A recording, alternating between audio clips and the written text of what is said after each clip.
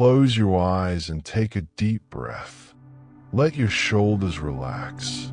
Tonight, we're going on a gentle journey into one of the most quietly beautiful ideas in the modern world, the standardization of paper. You might think that paper is just paper, something you write on, draw on, print on, and never really think about.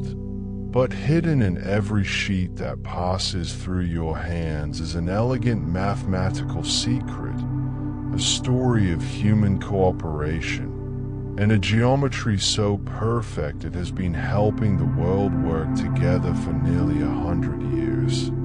This is not a story of drama or adventure. It's something softer than that. It's a story about rectangles and ratios, about folders and filing cabinets, about making life just a little bit easier, one sheet at a time. It's a story that whispers rather than shouts. This library grows with its visitors. If you enjoy these sleepy journeys, subscribing helps us grow and guides other sleepless travelers here. But for now, all you need to do is relax, settle in, get comfortable, let your breathing slow, and let us begin with the simple beauty of a piece of paper and discover together why the rectangle you hardly notice has changed the world in the quietest possible way. Imagine, if you will, a time before paper had rules. Picture yourself in a library 150 years ago, when every book, every document, every letter was a slightly different size. Some papers were tall and narrow, others were short and wide. There was no agreement, no standard, no universal understanding of what shape a piece of paper should be. This might sound charming at first, like a world of wonderful variety, but think about what this really meant. If you wanted to file a document, you needed a folder exactly the right size. If that document came from a different country, or even a different office, it might not fit. Envelopes had to be custom-made. Filing cabinets became puzzles. Printing presses had to be adjusted constantly. The simple act of organizing information became complicated. Now, take another deep breath and imagine something different. Imagine a world where every piece of paper is related to every other piece of paper by a simple, beautiful rule, where you can fold any sheet in half and create a smaller sheet with exactly the same proportions, where everything fits together like a gentle, mathematical symphony. This is the world we live in now, though most of us never stop to notice it. The story begins in Germany, in the early 20th century. A chemist named Wilhelm Ostwald was thinking about efficiency, not the harsh, demanding kind of efficiency, but the gentle kind that makes life flow more smoothly. He understood that when systems work together, when there's harmony in design, everyone benefits. But the real breakthrough came from a man named Walter Porstmann, an engineer who worked for the German Standards Organization. In 1922, he helped introduce something called DIN 476, which would later become the foundation of ISO 216, the international standard for paper sizes. What Porstmann and his colleagues realized was both simple and profound. Paper should be based on mathematics, not on arbitrary historical measurements. And at the heart of this system was a rectangle so special, so perfectly proportioned, that it could do something almost magical. Let's call this rectangle A0, pronounced A0. It's quite large, about the size of a small poster, measuring exactly 1 square meter in area. But size isn't what makes it special. What makes it special is its shape. The ratio between the long side and the short side of this rectangle is very specific. If you measure carefully, you'll find that the long side is about 1.414 times longer than the short side. This number, 1.414, is approximately the square root of 2. We'll explore why this number is so magical in our next segment. But for now, just hold it gently in your mind like a smooth pebble. 1.414. Here's where the beauty reveals itself. If you take this A0 sheet and fold it perfectly in half along its long side, you create 2 smaller rectangles. And here's the miraculous part. These smaller rectangles have exactly the same proportions as the original. The ratio of long side to short side is still 1.414 to 1. These smaller sheets are called A1. They are each half the area of A0, but they have the same shape. Fold an A1 sheet in half, and you get A2. Same shape, half the area. Fold A2 in half, you get A3. Fold A3 in half, and you get A4. The size you probably know best. The size of most notebooks and printer paper. Can you feel the rhythm of it? Each fold creates a smaller version of the same rectangle. It's like a set of nesting dolls, but instead of dolls, it's rectangles. And instead of arbitrarily different sizes, each one is mathematically related to all the others. This means beautiful things for the practical world. A poster designed at A2 size can be photocopied onto A3 without any awkward resizing. 2 A4 sheets placed side by side create an A3 sheet. 4 A4 sheets make an A2. The system scales up and down with perfect harmony, and it continues smaller too. Fold A4 in half and you get A5, perfect for a small notebook. Fold A5 in half and you get A6, the size of a postcard. The pattern continues, smaller and smaller, all the way down to A10, barely bigger than a postage stamp. But the series also continues larger. Beyond A0 is the rare and majestic A00, and beyond that, A000.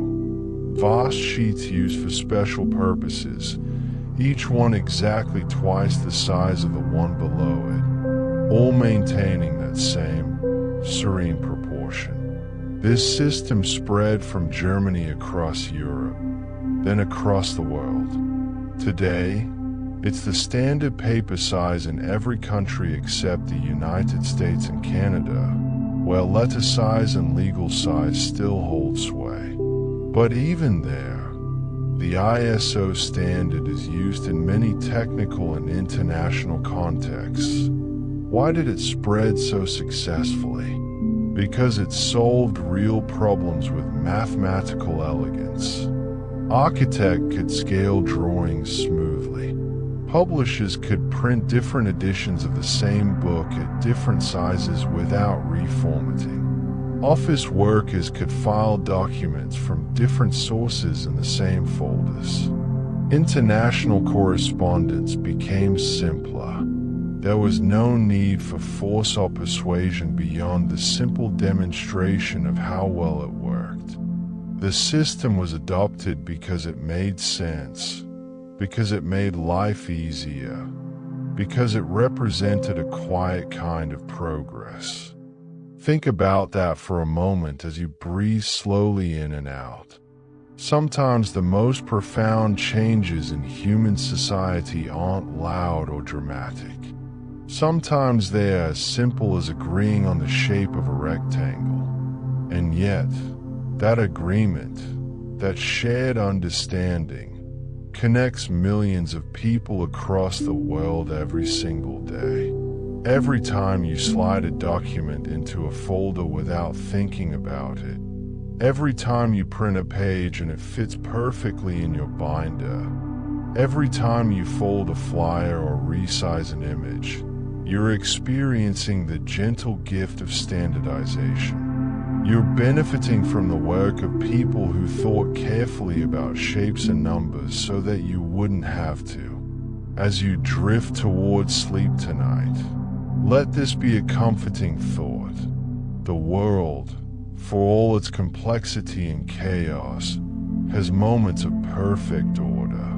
Hidden in the everyday objects around you are small marvels of human cooperation and mathematical beauty. The paper you write on is one of them. Let that thought settle softly in your mind as we prepare to go deeper into the mathematics that makes this system work, into the mysterious beauty of the square root of 2. Breathe in slowly. Breathe out slowly. Let's travel now into the heart of the mathematics, but gently, like we're floating down a calm river toward understanding. The number at the center of our paper system is the square root of 2. In mathematics, we write it as square root 2, and when you calculate it, you get approximately 1.414213562, continuing forever without pattern. It's what mathematicians call an irrational number, meaning it can never be written exactly as a simple fraction. But don't let the word irrational trouble you. In mathematics, it simply means a decimal goes on forever without repeating.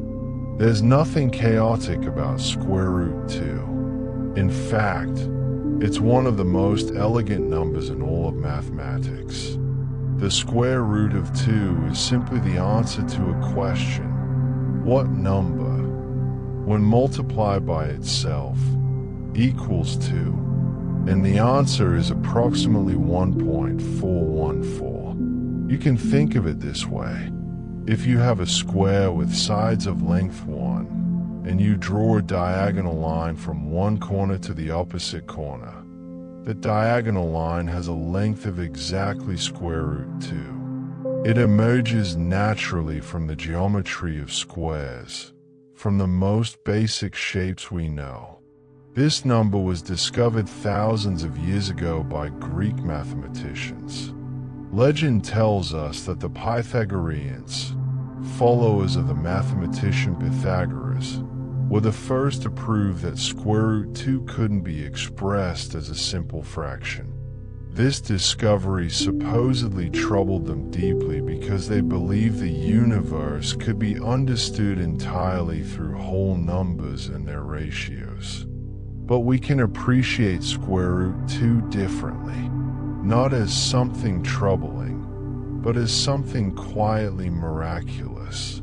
Now, why is this particular number so perfect for paper? Let's imagine you're holding a rectangle where the long side is square root 2 times longer than the short side. Let's say the short side is 1 unit long, and the long side is 1.414 units long. Just picture it in your mind, or draw it slowly in the air with your finger if that helps. A rectangle longer than it is wide, with those specific proportions. Now, imagine folding this rectangle perfectly in half along its length. You're bringing the two short sides together. When you do this, you create two smaller rectangles. Here's where the magic happens, and you can follow along with the mathematics gently, like you're watching ripples spread across a still pond. Before folding, your rectangle had a short side of 1 and a long side of 1.414. After folding it in half, each new rectangle has a short side equal to half of the original long side. which is 1.414 divided by 2, giving us 0.707. And the long side of the new rectangle is equal to the original short side, which is 1. Now, what's the ratio of the long side to the short side of this new, smaller rectangle? It's 1 divided by 0.707, which equals 1.414, the same ratio we started with. Let that sink in gently. The rectangle reproduces itself. Its proportions remain constant through infinite divisions. This is the only rectangle in the entire universe of possible rectangles that has this property of self-similarity under halving. This property was first described in a letter by the German physicist Georg Lichtenberg in 1786. He wasn't thinking about standardizing paper for the modern world. He was simply noting an interesting mathematical property. But his observation lay dormant for over a century until the engineers of the early 20th century realized its practical power. This is why we sometimes call the 1^2 ratio the Lichtenberg Ratio. It's a tribute to the man who first appreciated its special nature. Think about what this means in the most practical terms. If you're a book designer and you create a layout for a page in A4 size, you can enlarge it to A3 or reduce it to A5, and the proportions of your margins, your text blocks, your images all scale perfectly. Nothing becomes distorted. The aesthetic relationships you carefully designed remain intact. If you're an architect working on building plans at A1 size, you can photocopy them down to A3 for easier handling in the field, and every measurement, every proportion scales down by exactly half in each dimension. The area becomes 1/4, but the shape remains unchanged. This self-similarity creates a kind of visual harmony across the entire system. Your eye becomes accustomed to this rectangle. You see it in your notebook, on posters, in magazines, in folders, in envelopes. It becomes a familiar friend. This particular proportion, this specific relationship between length and width. And there's something deeply satisfying about systems where the mathematics aligns so perfectly with practical needs. The √2 ratio wasn't chosen arbitrarily. It was chosen because it's the only ratio that makes this scaling system possible. It's a case where mathematical necessity and human convenience converge. Let's think about √2 in another way. One that might help you visualize it as you drift towards sleep. Imagine a square, perfect and symmetrical, with all sides equal. This square has a kind of stability, a balance. Now imagine you want to double its area. Not double its side length, but double the space inside it. What size square would you need? You might think you'd need a square with side twice as long, but that would actually give you a square with 4 times the area. To double the area, you need a square where each side is √2 times the original side length. This is exactly what happens in our paper system. An A4 sheet has half the area of an A3 sheet, and exactly twice the area of an A5 sheet. Moving up or down the sequence multiplies or divides the area by exactly 2. The dimensions change by a factor of √2. There's a beautiful rhythm to this. The areas go, A3 is twice A4, A4 is twice A5, A5 is twice A6.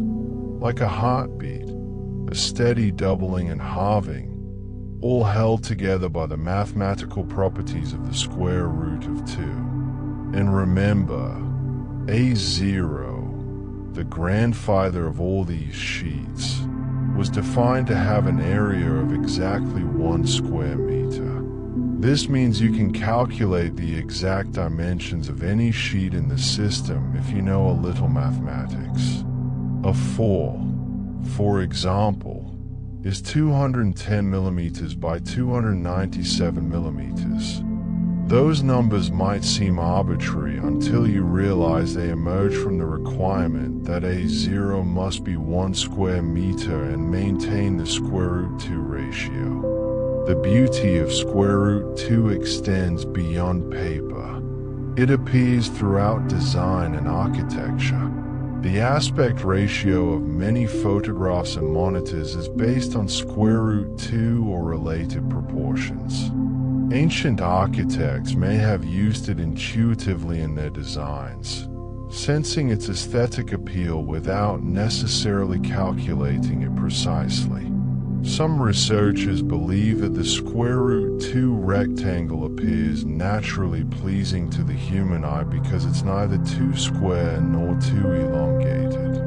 It occupies a sweet spot of proportion, dynamic without being extreme, balanced without being boring. As you lie there, perhaps you can imagine these rectangles stacking and nesting, each one a perfect miniature of its parent, all the way down to sizes so small you need a magnifying glass to appreciate them, and all the way up to sizes large enough to wrap around a building. All of them connected by this single, elegant number, square root 2, all of them participating in a mathematical harmony that spans the globe.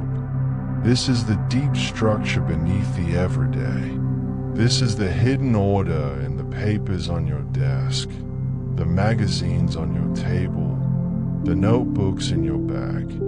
They all share this proportion, this ratio, this connection to one of mathematics' most fundamental constants. And knowing this, perhaps you can appreciate the small miracle of standardization. How a simple agreement on the shape of a rectangle, based on the square root of 2, has quietly organized millions upon millions of human interactions, making communication smoother, filing easier, design more harmonious. Let your breathing deepen now. Feel the rhythm of your breath like the rhythm of folding paper, halving and halving again, each breath smaller and slower than the last, as you drift deeper toward rest. The mathematics continues, perfect and eternal, whether we think about it or not. The square root 2 ratio exists independent of human awareness, a fact of geometry, a truth of numbers. But we've learned to harness it, to build systems around it, to let it guide us toward greater order and efficiency. And that, in itself, is something worth marveling at as you drift off to sleep. Let your mind drift now to Germany in the early 1920s. The First World War has ended, and across Europe, people are trying to rebuild. Cities are recovering, industries are reorganizing, and in the midst of all this reconstruction, some people are thinking about the smallest details, the foundations upon which an organized society rests. One of these people is Dr. Walter Porstmann. Breathe slowly as we picture him, a methodical man, an engineer by training, working at the Norman-Ausschuster-Deutschen Industry, which is German for the Standards Committee of German Industry. This committee, abbreviated as DI, would later become known as DIN, which stands for Deutsches Institut für Normung, the German Institute for Standardization. Dr. Porstmann wasn't famous in the way we usually think of fame. He didn't give rousing speeches or lead movements.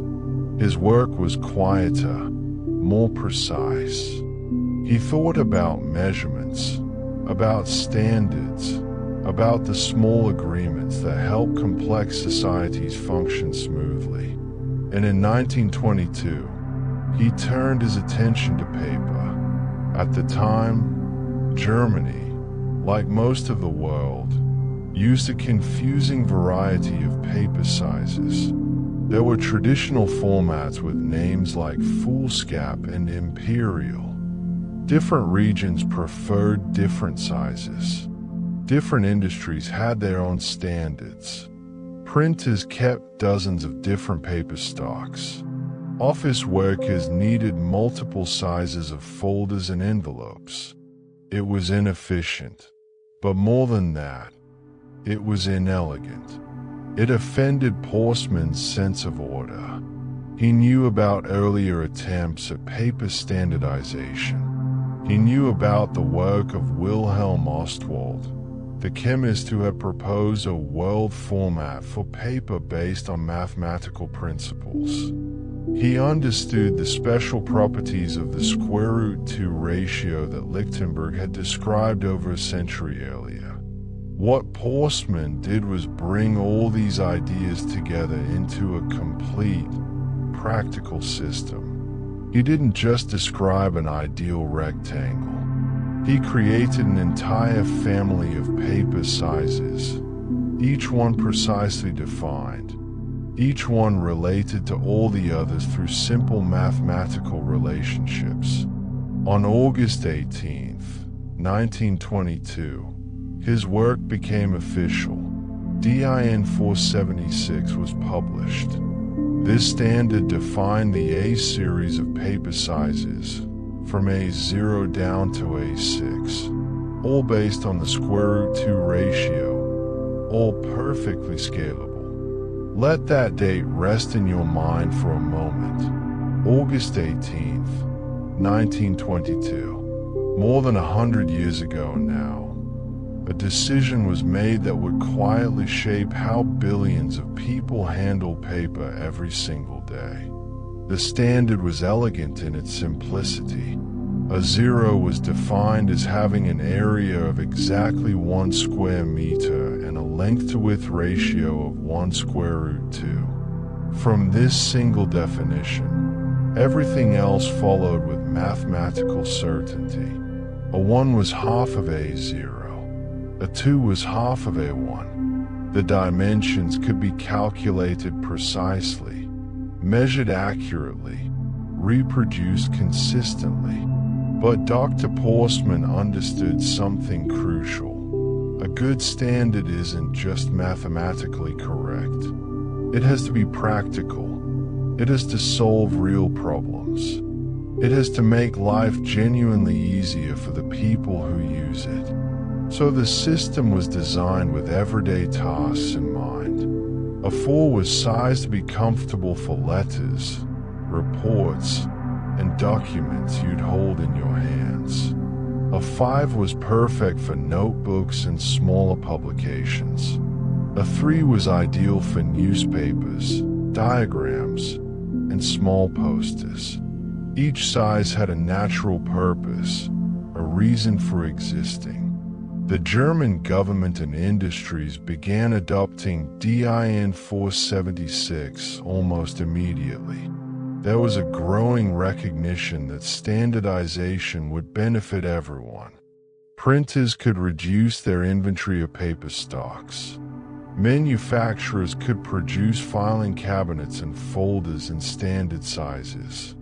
Offices could organize documents more efficiently, and slowly, steadily, like water finding its level, the standard began to spread beyond Germany. Think about how innovations travel. Sometimes they spread through force or marketing, through aggressive promotion or economic pressure. But the best innovations, the truly useful ones, often spread simply because they work better than what came before. People adopt them not because they are told to, but because they make sense. This was the case with DIN 476. Other European countries looked at what Germany had done and saw the wisdom in it. Belgium adopted the system in 1924. The Netherlands followed. Then France, Italy, and other nations across Europe. By the 1930s, the system was well established across much of the continent. And then, after the Second World War, as international cooperation became more important, the push for global standardization grew stronger. In 1975, the International Organization for Standardization, known as ISO, officially adopted the system as ISO 216. The mathematics remained exactly as Dr. Porstmann had defined them more than 50 years earlier. The A series, the square root 2 ratio, the principle of halving, all of it was preserved. Today, ISO 216 is used in more than 150 countries. Every continent except North America has made it the standard, and even in the United States and Canada, which still primarily use letter and legal sizes, the ISO standard is common in technical, scientific, and international contexts. Dr. Porstmann lived to see his work adopted across Europe, though he died in 1959, before the ISO standard was officially established. He spent his career working on various standards and measurements, bringing order to industrial processes, helping to create the infrastructure of modern manufacturing and commerce. But of all his contributions, the paper standard might be the one that touches the most lives, day after day, in the quietest possible way. Think about what this means. A single person's careful thinking, their dedication to logic and elegance, has shaped how billions of pieces of paper are manufactured, cut, and used every single day. Without drama, without fanfare, Dr. Porstmann's work has made the world run a little more smoothly. There's something deeply peaceful about this kind of contribution. It's not about glory or recognition. It's about solving a problem well, creating a system that works, and trusting that if the solution is good enough, it will spread on its own merits.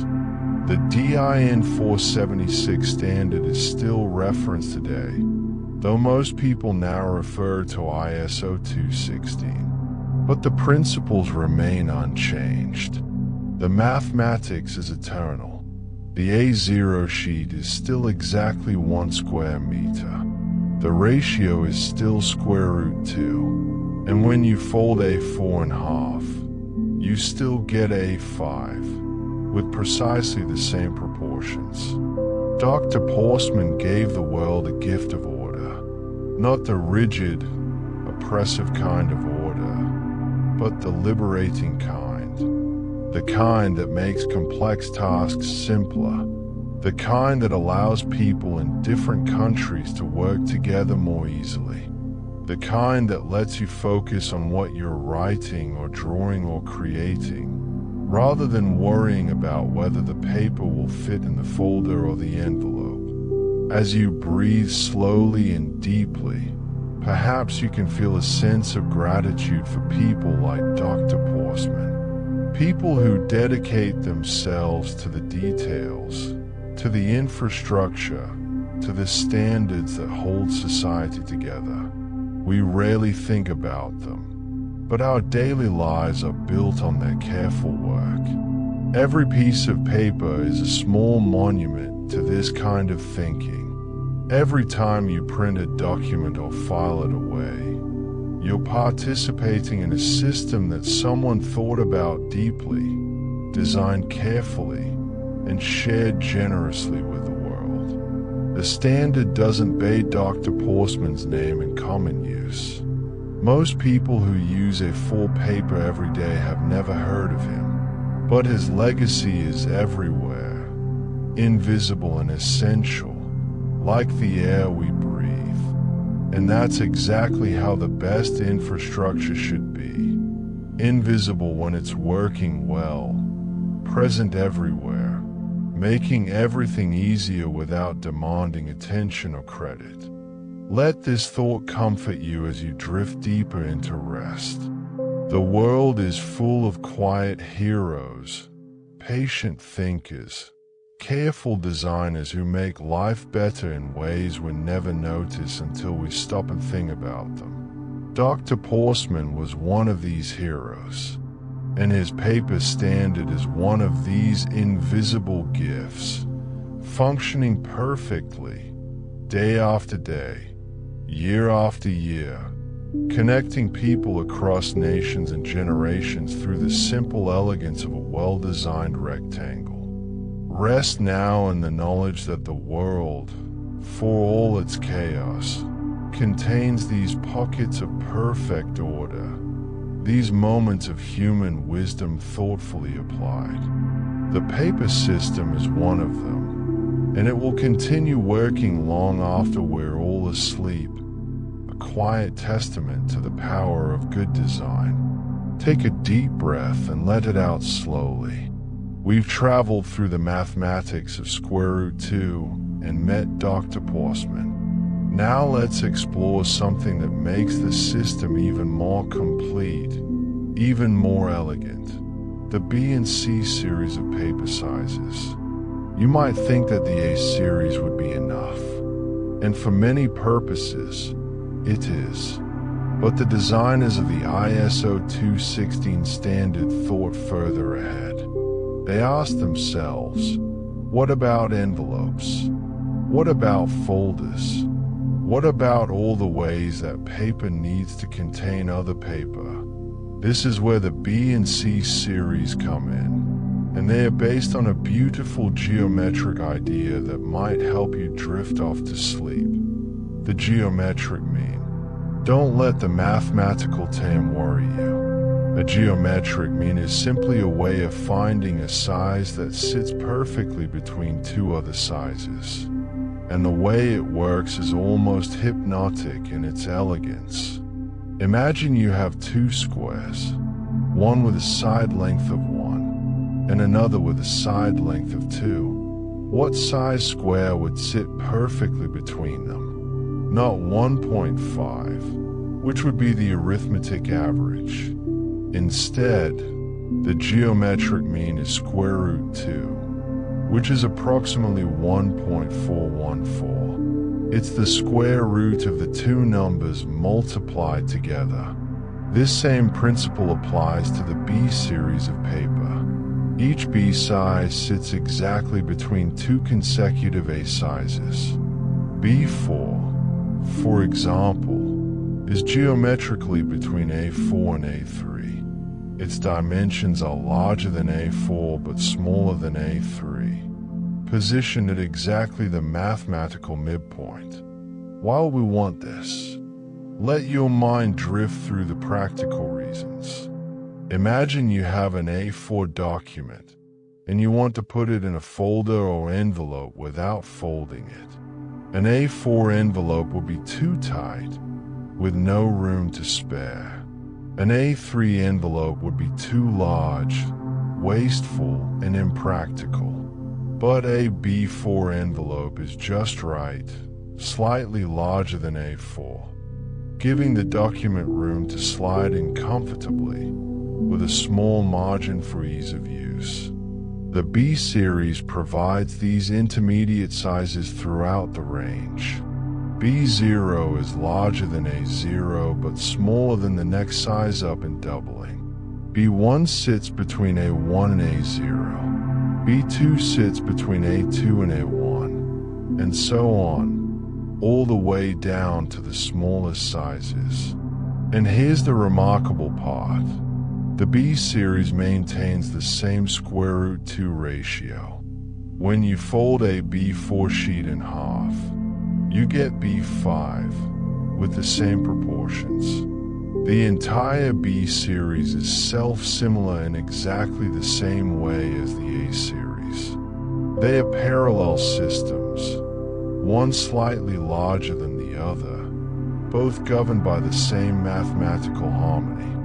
Picture these two series like two parallel staircases, each step a perfect proportion of the ones around it, both descending at the same elegant angle determined by the square root of 2. Now, breathe deeply and let's add one more series to complete the system, the C series.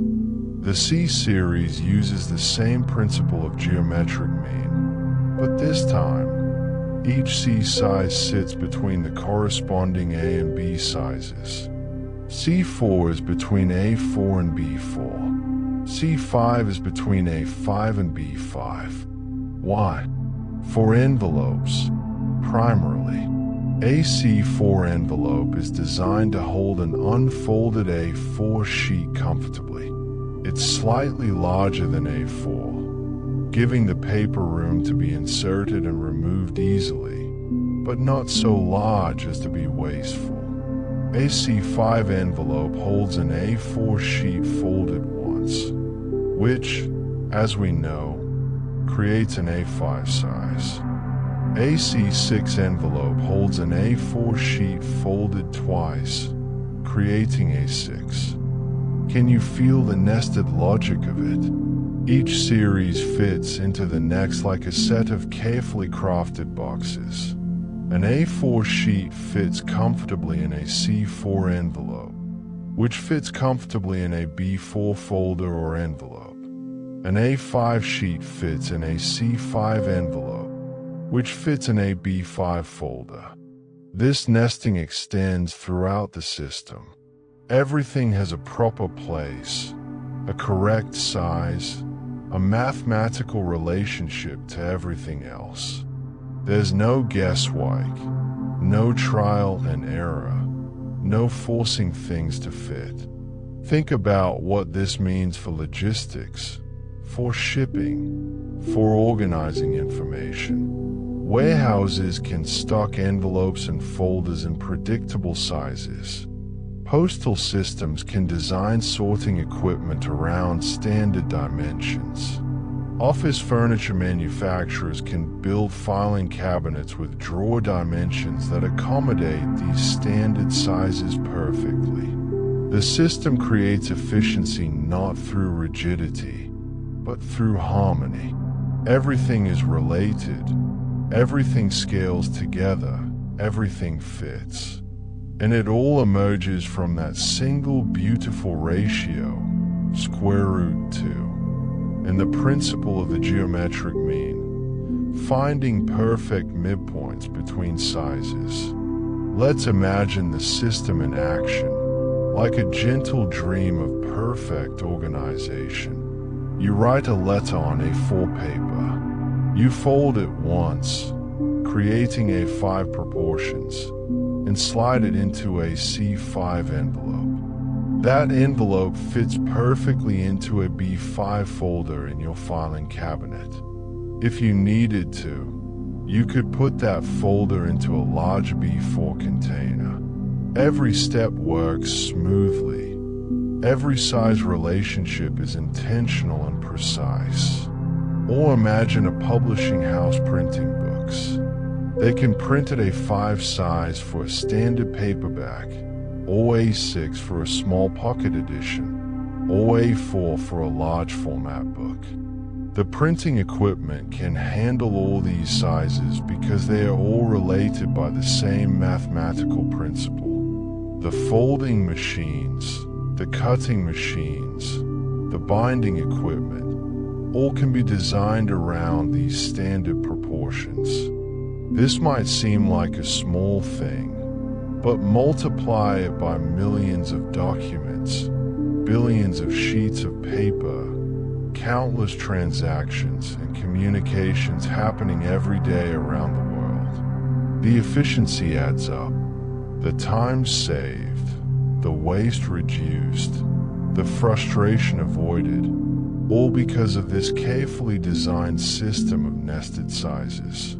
The B and C series might be less familiar to you than the A series. You probably don't often think about what size envelope you're using or whether your folder is B4 or B5. And that's exactly the point. When a system works well, it becomes invisible. You don't need to think about it because it just works. The envelope is always the right size for the paper. The folder always accommodates the documents. The filing cabinet drawers are always the correct dimensions. It all flows together seamlessly, allowing you to focus on the content of your work rather than the logistics of paper management. As you settle deeper into relaxation, let the image of these nested rectangles fill your mind. A series, B series, C series, all related by geometric means and the square root 2 ratio, all fitting together like a three-dimensional puzzle designed by mathematics itself. There's something profoundly calming about perfect organization, about systems that work exactly as they should. The B and C series complete the ISO 216 standard, turning it from a simple sequence of paper sizes into a comprehensive system for managing paper in all its uses. And this system, created decades ago by thoughtful engineers and mathematicians, continues to work silently in the background of modern life. Most people never learn about the B and C series in school. Most never need to know the mathematical principles behind them, but everyone benefits from them every single day. That's the beauty of good design. It serves everyone, whether they understand it or not. It makes life easier without demanding recognition or awareness. It simply works, quietly and efficiently, like the best infrastructure should. So rest now, knowing that the world contains these hidden systems of order. Let the nested rectangles fade into your dreams, each one fitting perfectly into the next, all the way down to the smallest sizes and all the way up to the largest, a geometric harmony that spans the entire range of human documentation. The A series, the B series, the C series, all connected, all proportional, all based on the elegant simplicity of square root 2, a complete system, working perfectly, every moment of every day. Close your eyes and imagine the world from above, as if you're floating peacefully in the sky, looking down at continents and oceans. Watch as an idea spreads slowly across this world, moving from country to country like a gentle wave, not through force, but through simple recognition of something that works. This is the story of how a German paper standard became a global system. By the 1950s, DIN 476 had been successful in Germany and much of Europe for nearly 30 years. The system had proven itself through decades of practical use. Offices were more organized. Printing was more efficient. International correspondence between European countries flowed more smoothly because everyone was using the same paper sizes. But the world was changing. After the Second World War, nations were trying to rebuild connections, to create systems of cooperation that might prevent future conflicts. And one of the ways they did this was through standardization. The International Organization for Standardization, known by its short form ISO, was established in 1947. The name might seem like it should be iOS in English, but ISO comes from the Greek word isos, meaning equal. It's a fitting name for an organization dedicated to creating equal standards across the world. ISO brought together standards organizations from different countries to create international agreements on measurements, specifications, and systems. These weren't treaties or laws. They were voluntary agreements, recognitions that certain ways of doing things work better when everyone did them the same way. Take a slow, deep breath and think about that idea. Voluntary cooperation. Countries choosing to adopt the same standards not because they were forced to, but because it made practical sense. It's a quiet kind of internationalism, built not on politics or power, but on the simple benefits of compatibility. In 1975, ISO officially adopted the paper size standard as ISO 216. The mathematics remained exactly as Dr. Porstmann had defined them in 1922. A zero was still 1 square meter. The ratio was still square root 2. The A, B, and C series all maintained their precise relationships. But now, instead of being a German standard, it was an international standard, endorsed by the global community, available for any country to adopt. And adopt it they did, steadily, methodically, like dominoes falling in slow motion over decades.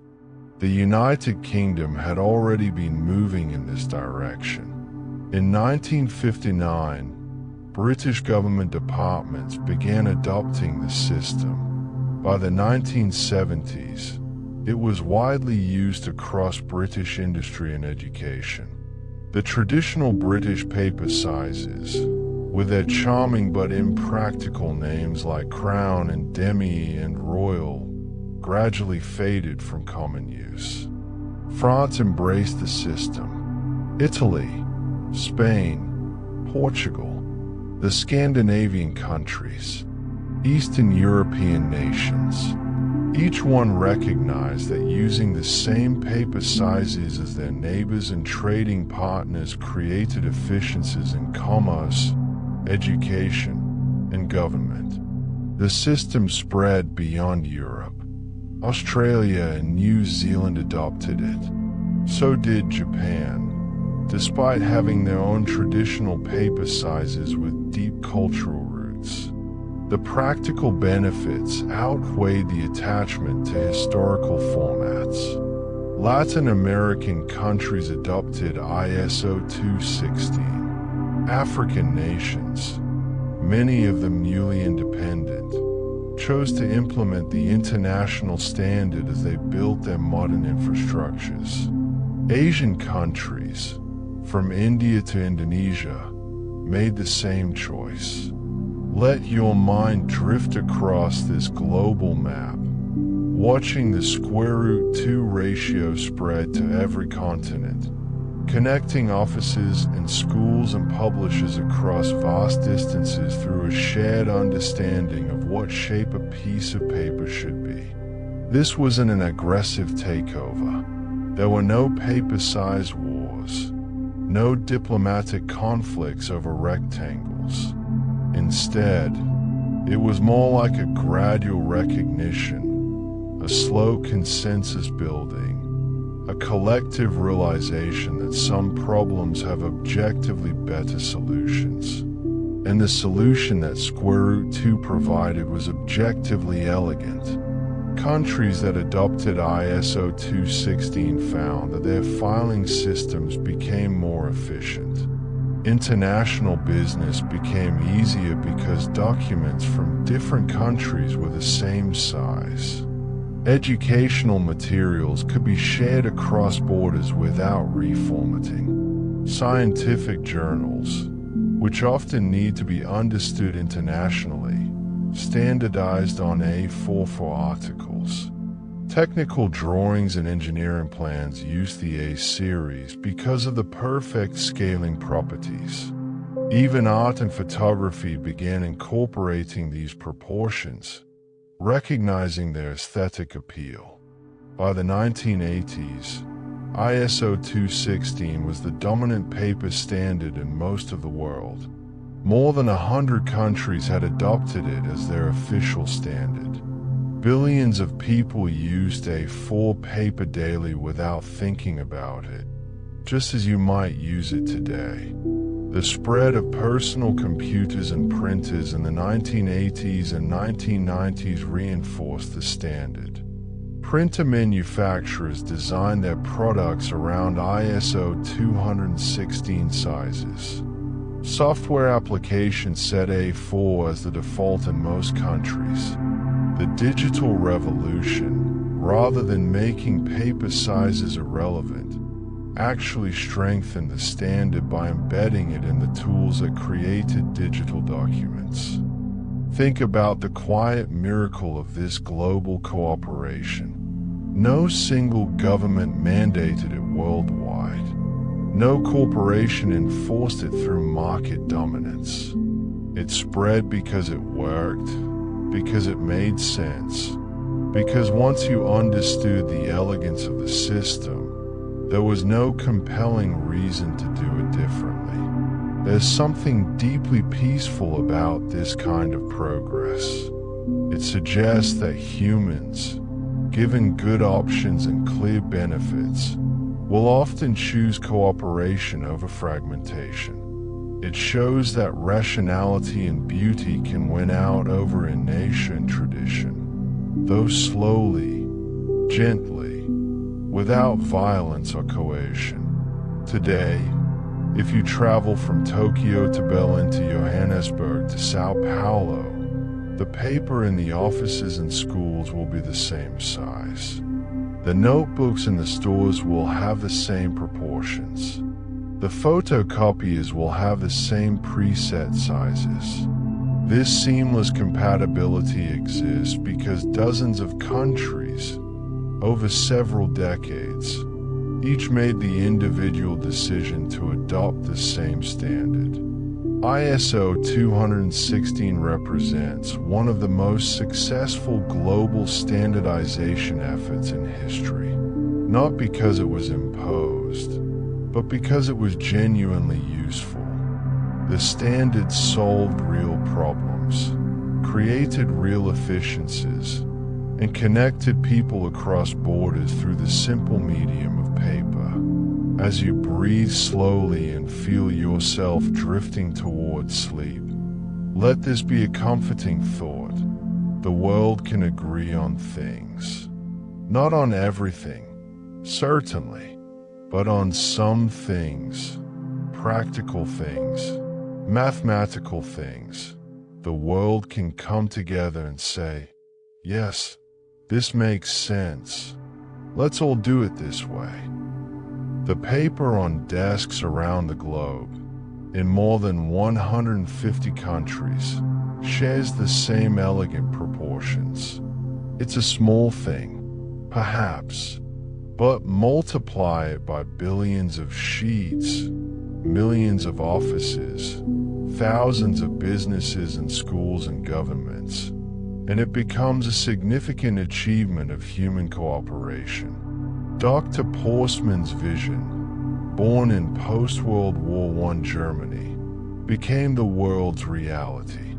The square root 2 ratio, discovered by ancient Greek mathematicians, now governs paper from the Arctic to the Antarctic. The elegant geometry of halving and doubling connects people who speak different languages, practice different religions, and live under different governments. And all of this happened peacefully, gradually, through the simple recognition that some ways of organizing the world work better than others. The global rollout of ISO 216 is a quiet success story, a testament to the power of good design and international cooperation. Rest now in this knowledge. The world, for all its complexity and differences, has moments of unity. The paper standard is one of them, functioning perfectly, connecting billions of people through a shared mathematical harmony that most never think about but everyone benefits from. Let the thought of this global system, this worldwide agreement, calm your mind as you drift deeper into sleep.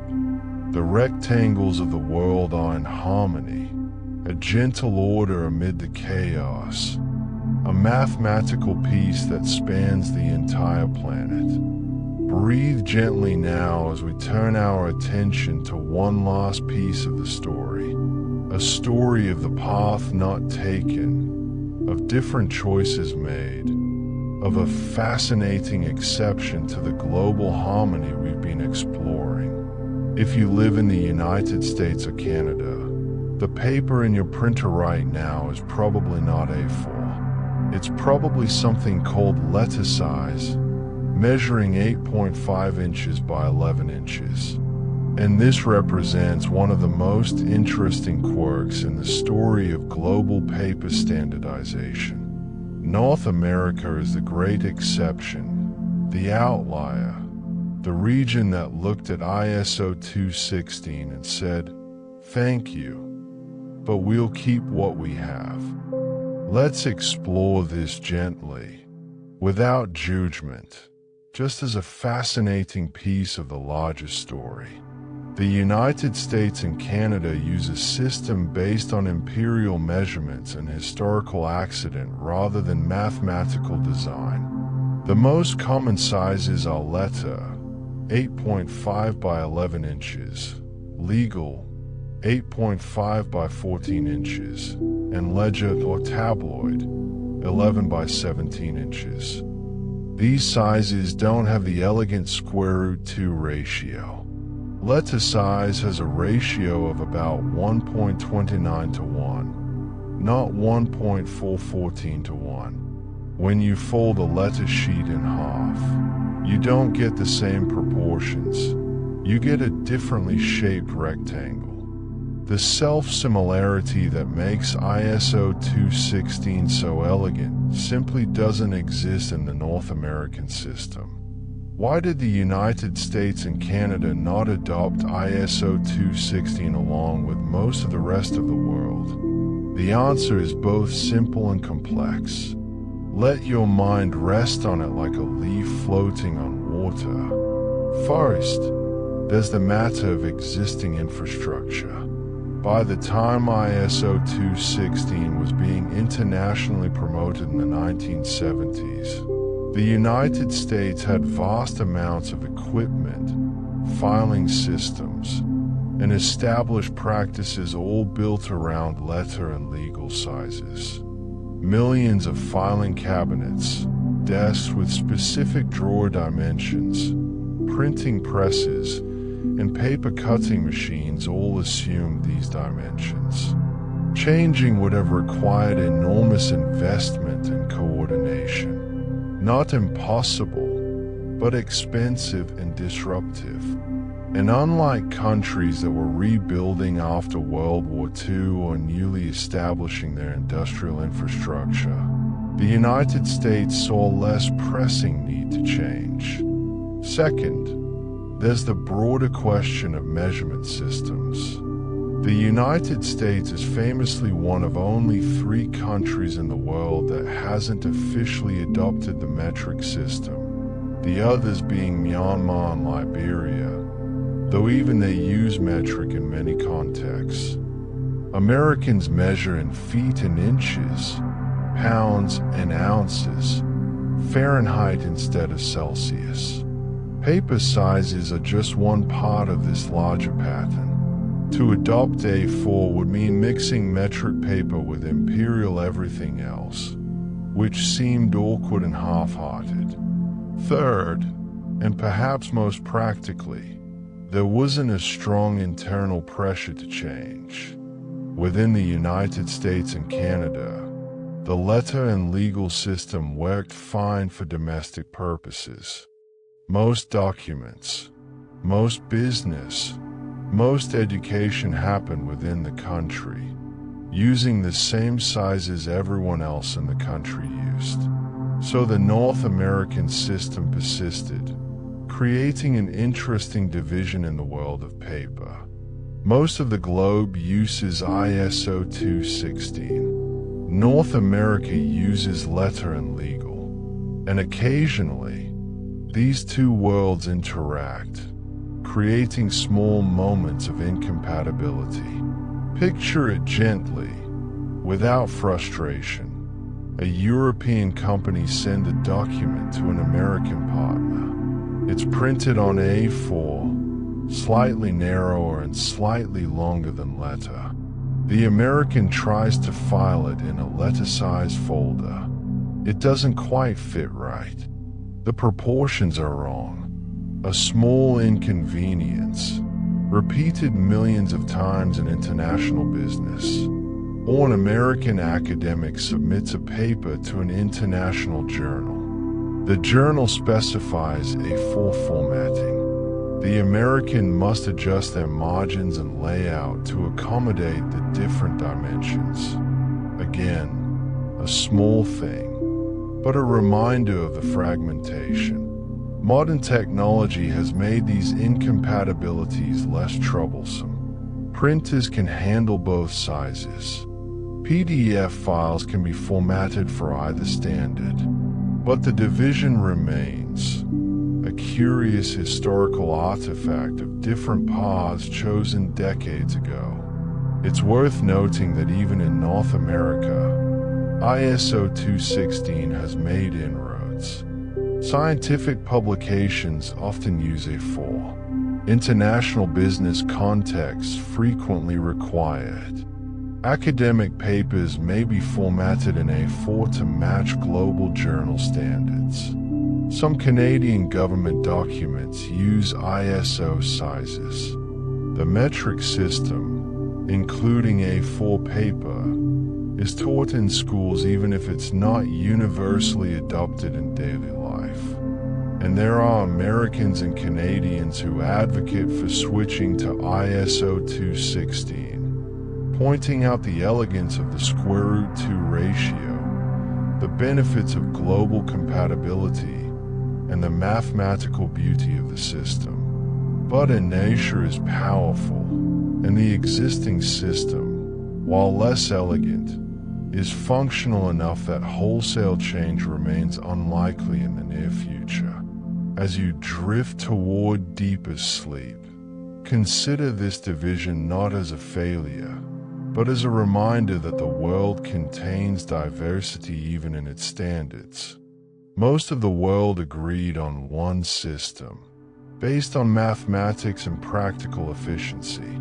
North America chose to maintain its own system, based on historical precedent and the costs of changing. Neither choice is morally wrong. Both systems allow people to write, print, file, and organize documents. The ISO 216 system is more elegant and offers better international compatibility. The North American system is what people there are accustomed to and works adequately for domestic purposes. In an ideal world, perhaps everyone would use the same standard, enjoying the full benefits of global compatibility. But we don't live in an ideal world. We live in a world of historical accidents, competing priorities, cost-benefit analyses, and the simple reality that changing large-scale infrastructure is difficult. And so the world has two paper systems, one mathematical and elegant, used by most of humanity, the other historical and pragmatic, used by several 100 million people in North America. This division is actually less significant than it might seem. In the grand scheme of global incompatibilities, different paper sizes are a minor inconvenience. Documents can be rescaled. Printers are flexible. People adapt. What matters more is what both systems represent.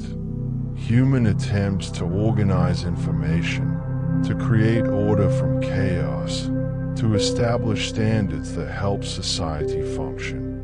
Whether those standards are based on sqrt or historical inch measurements, the underlying impulse is the same. The desire for consistency, efficiency, and shared understanding. So let yourself relax completely now.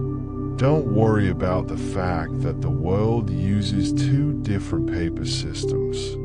In the grand tapestry of human diversity, this is a small thread, a minor variation, a gentle reminder that perfect global unity isn't always necessary or even possible. The important thing is that both systems work. Both allow billions of documents to be created, shared, and stored every day. Both have their logic, their history, their place in the world. And perhaps there's something fitting about this. The story of paper standardization is mostly a story of global cooperation and mathematical harmony. But it's also, in its North American chapter, a story of choosing a different path, of valuing continuity over change, of accepting good enough over theoretically perfect. Both stories are part of the human experience. Both are worth knowing as you drift off to sleep, letting the rectangles of the world, whether A4 or letter-sized, fade gently from your mind into dreams.